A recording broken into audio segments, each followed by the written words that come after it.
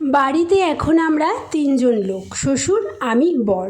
এবার এই ৩ জন লোকের যদি ৩ রকমের খাবার ইচ্ছা থাকে তাহলে আমি কোথায় যাই বলো তো?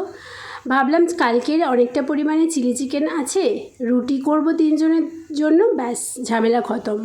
না, বর আবার কালকে পরোটা দিয়ে চিলি চিকেন খেয়েছে, সেই জন্য এখন আজকে সে রুটিও খাবে না, পরোটাও খাবে না, আজকে সে খাবে জিরা রাইসের সাথে চিলি চিকেন।